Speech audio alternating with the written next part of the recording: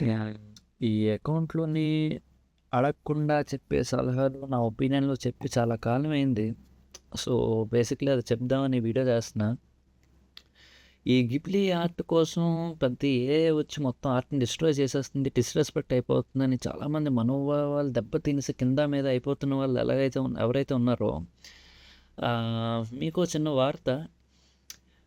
Do you know that 99.99% of what ever music you consume దాంట్లో ఉన్న drums అన్నీ real drummer కొట్టింది కాదు. తెలుసా మీకది? దాంట్లో ఉండే కీబోర్డ్స్ మోస్ట్ లైక్లీ రియల్ కాదు. దాంట్లో ఉండే guitars 70% of the time real కాదు. And many other elements in it.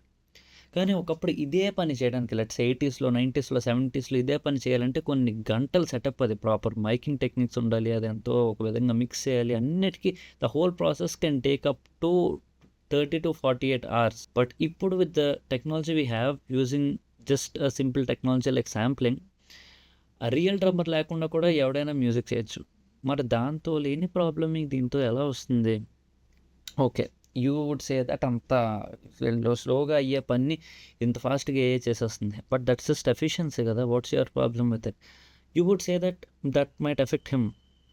But why would it? ఎందుకంటే ఆర్ట్ బై డెఫినిషన్ అదొక డబ్బు కోసం, పాపులారిటీ కోసం చేసేది కాదు. నేను అంటుంది by definition it is to express whatever they are feeling or express a certain thing, right?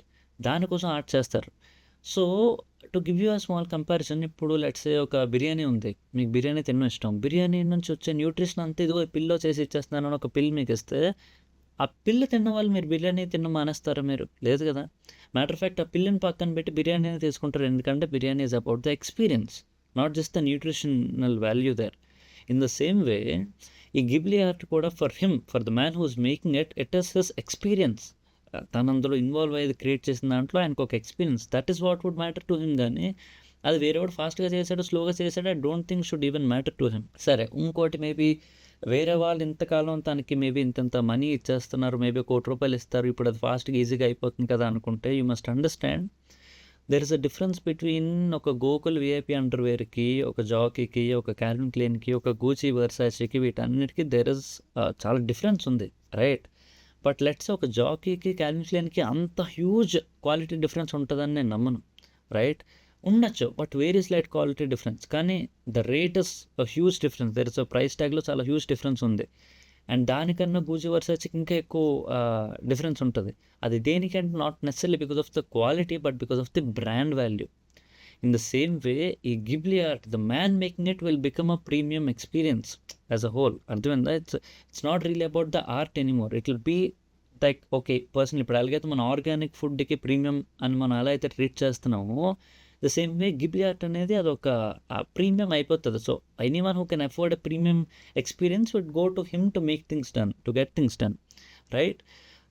అలాగే ఎవరికైతే పని అవ్వాలి, అంత మనీ లేదు కానీ యూజింగ్ ఆళ్ళ గిబ్లీ ఆర్ట్‌ని వాడి వీళ్ళ ఆర్ట్‌ని వేరే విధంగా వాళ్ళు ఎక్స్‌ప్రెస్ చేయాలనుకున్నప్పుడు this AI can save their lives and you will it will give rise to very new kind of art and very new I mean so many new artist. అయితే ఇంకో ఆస్పెక్ట్ ఆఫ్ దిస్ ఇస్ ఈళ్ళందరూ అసలు ఆ Ghibli ఆర్ట్‌ని చాలా తక్కువ చేసేస్తున్నారు ట్రెండ్‌లో పాల్గొన్న వాళ్ళందరూ అని ఎవరైతే మీరందరూ అనుకుంటున్నారో, you must understand 99.99% of these people also do not even know who that guy is. ఆయన అసలు ఏం చేశాడు? ఆయన ఎందుకు చేస్తున్నాడు ఇది? అది ఏ ఆర్ట్‌లో వాడారో? ఆయన జపానా? చైనా? యూఎస్ఏ? అది ఆ పేరు కూడా ఇనుండరు ఆళ్ళు.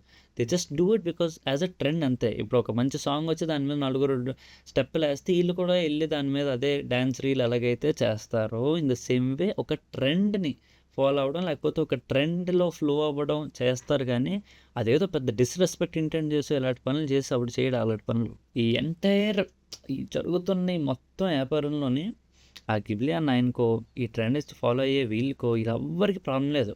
ఎటు వచ్చి ప్రాబ్లమ్ ఎవడికిరా అంటే దీన్ని చాలా పర్సనల్‌గా తీసుకొని అయ్య బాబోయ్! ఆర్ట్‌కేదో అయిపోతుంది అని నమ్ముతున్న మీకు.